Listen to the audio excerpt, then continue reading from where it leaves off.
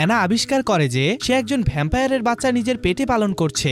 আশ্চর্যজনকভাবে সে মাত্র 14 দিনের গর্ভবতী, কিন্তু তবুও তার পেট ইতিমধ্যে উঁচু দেখাচ্ছে। এমনকি সে পেটের ভেতরের বাচ্চার নড়াচড়াও অনুভব করতে পারছে। কিন্তু অ্যানা বাচ্চার আগমনে অত্যন্ত আনন্দিত।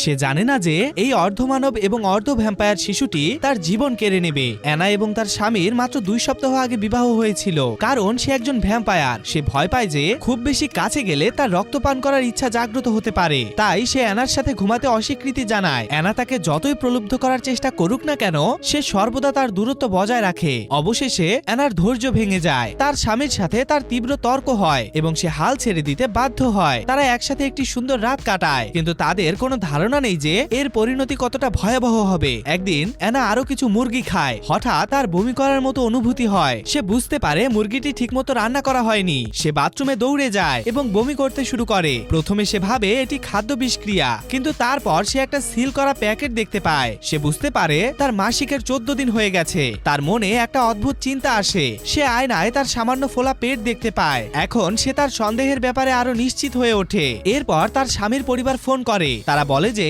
তারা বুঝতে পেরেছে যে অ্যানা গর্ভবতী। তার স্বামী এই খবরে আতঙ্কিত। সে কখনো শোনেনি যে একজন মানুষ এবং একজন ভ্যাম্পায়ার সন্তান ধারণ করতে পারে। সে ভয় পেয়ে যায় যে এই শিশুটি অ্যানার ক্ষতি করতে পারে। তাই সে দ্রুত তার জিনিসপত্র গুছিয়ে নেয়। সে অ্যানাকে বাড়িতে নিয়ে যাওয়ার এবং ডাক্তারের কাছে শিশুটিকে সরিয়ে নেওয়ার পরিকল্পনা করে, কিন্তু অ্যানা তা প্রত্যাখ্যান করে। সে বিশ্বাস করে যে এই শিশুটি তাদের ভালোবাসার প্রতীক। একজন মা হিসেবে সে কোনো পরিস্থিতিতেই এই সন্তানকে ছেড়ে দিতে রাজি নয়।